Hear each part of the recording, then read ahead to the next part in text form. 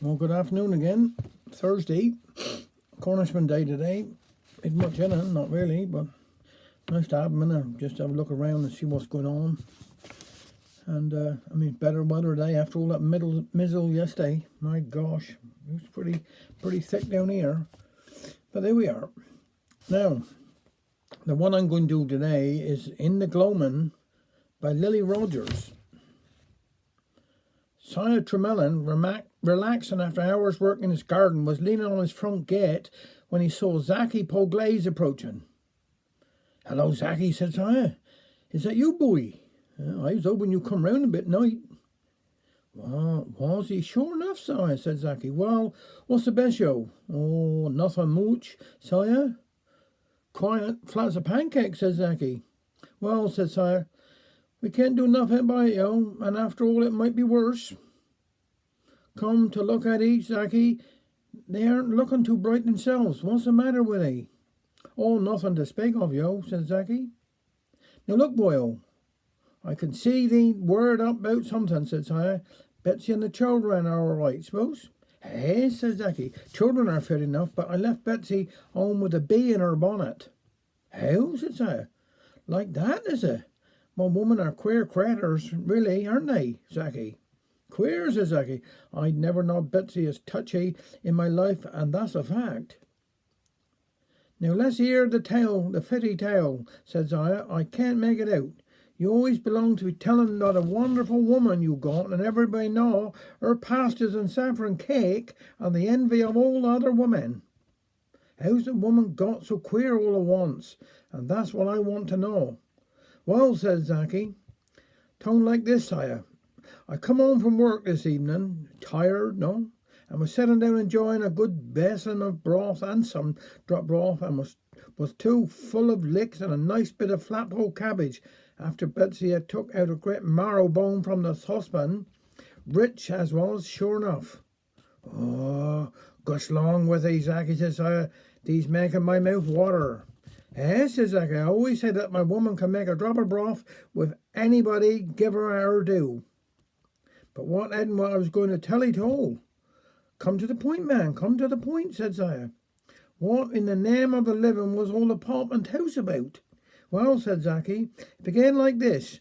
Betsy said, 'I've been thinking, Zachy, that I ought to get you a bit insured so that me and the children will have someone to fall back on in case anything happened to 'ee.'" "You don't say," said Sire. "What does she think is going to happen to 'ee, wonder?" "I bet they went as cold as a quilkin." "Yes, to tell you the truth," said Zachy, "I did feel a bit wish for a minute or two." "Oh, my dear soul and body," said Sire. "However, she's right enough when you come to think of it." "Hey," said Zachy, "I know that, sir, and all I said was, I don't know that anything is going to be happened to me, but if you want to insure me, Betsy, you can if you mind to, and I'll insure you." "And that made her mazed, I suppose," said Sire. "Mazed," said Zachy. "My goodness, sir, she was tasty as a fitcher." "Now, Zachy," said Sire, "what was they going to insure the woman for?" "Well," said Zachy, "as I told Betsy, if anything happened to she, I should be forced to put out to pay children woman to look after the house and children, and the money would come in handy for that." "Of course, so it would," said Sire. "You're the long-headed man to think of that, Zachy. Did Betsy think that was a fair play on?" "Fair play? You ought to have heard her," said Zachy. "Went for me like a fen, she did. Said I was wishing her dead, and I supposed I had somebody else under my eye, and stuff like that.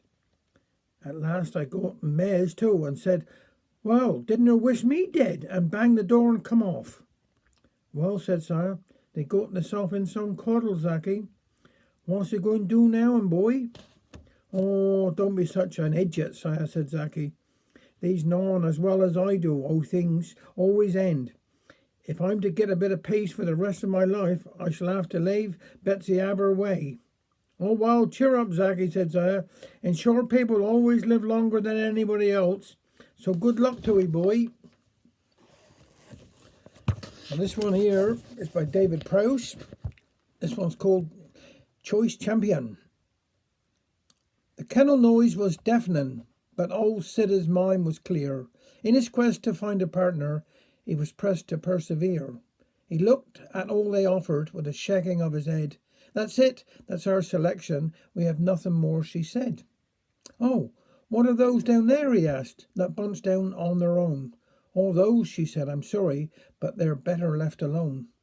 Old Sid, perverse as always, gazed intently just the same. What's that one over there, he questioned, huddled up against the frame. The dog at which he pointed wasn't beautiful or bright. It merely sat and shivered, as though conscious of its plight. Its future sadly ordered by the sins upon its past. Oh, we got a bit of string, my dear, the kennel maid was asked. Don't worry, he insisted as she tried to talk him down, for Toby here and me are going to have a walk around. And when we've had a bit of chat within a pace or two, we'll come back and leave you know just what we're going to do. They sauntered off in tandem and meandered down the lane, till out of sight and earshot of the clink of kennel chain. Then Siddy knelt by Toby with conviction in his voice. Now, son, he said, decision time, and you must make the choice. See, I'm going to take the string off now, and then I'll walk away. You might want to do a runner, 'tis a fine inviting day. Or perhaps you'll take your chances where the kennel turns the key. Or lastly, if you want to, you can share a home with me. The makeshift lead was removed. Old Sid set off towards the fence, not looking back or calling or indulging in pretense. And as he pushed the gate upon its forgiving wheels, he turned, and there was Toby like a shadow at his heels. That was many months ago, when fortune surely smiled on a pair of Cornish characters forever reconciled. For the bond that lies between them came from the choice and choice alone. Old Siddy as a partner now, and Toby as a home. Thank you very much.